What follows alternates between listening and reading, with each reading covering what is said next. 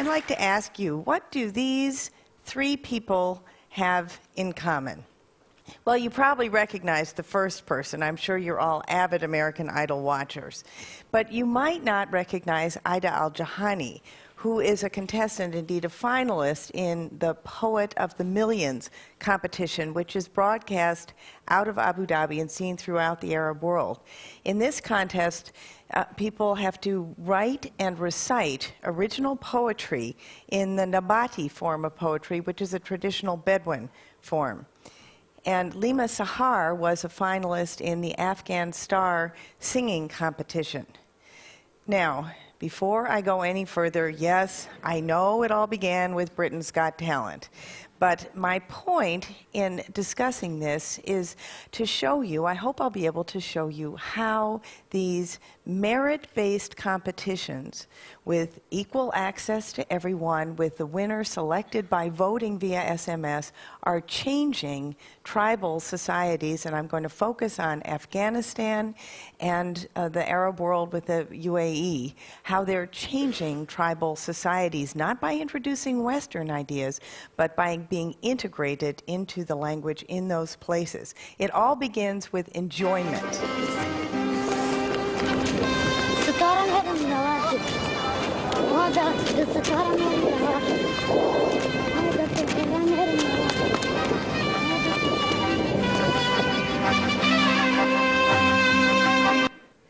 These programs are reaching incredibly deeply into society. In Afghanistan, people go to extraordinary lengths to be able to watch this program. And you don't necessarily have to have your own TV set. People watch it all over the country, also in public places. But it goes beyond watching, because also part of this is campaigning. People become so engaged that they have volunteers, just like political volunteers anyway, who fan out over the countryside campaigning for their candidate. The contestants also put themselves forward. Now, and of course, there's a certain degree of ethnic allegiance, but not entirely, because each year the winner has come from a different tribal group. This has opened up the door particularly for women, and in the last season there were two women in the finalists. One of them, Lima Sahar, is a Pashtun from Kandahar, a very conservative part of the country. And here she relates in the documentary film Afghan Star how her friends urged her not to do this and told her that she was leaving them for democracy. But she also confides that she knows that members of the Taliban are actually SMSing votes in for her. Ida Al-Jahani also took risks and put herself out to compete in the Poet of the Millions competition. I have to say her husband backed her from the start, but her tribe and family urged her not to compete and were very much against it. But once she started to win, then they got behind her again. It turns out that, competition and winning is a universal human value. And she's out there, her poetry is about women and the life of women in society.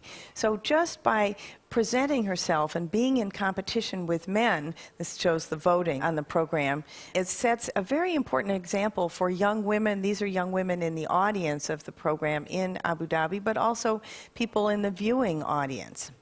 Now, you'd think that American Idol would introduce a measure of Americanization, but actually just the opposite is happening. By using this engaging popular format for traditional local culture, it actually, in the Gulf, is precipitating a revival of interest in Nabati poetry, also in traditional dress and dance and music. And for Afghanistan, where the Taliban banned music for many years, it is reintroducing their traditional music. They don't sing pop songs, they sing Afghan music. And they also have learned how to lose gracefully without avenging the winner. And no small thing. And the final the final sort of formulation of this American Idol format, which has just appeared in Afghanistan, is a new program called The Candidate. And in this program, people present policy platforms that are then voted on. Many of them are too young to run for president, but by putting the issues out there, they are influencing the presidential race. So for me, the substance of Things Unseen is how reality TV is driving reality. Thank you.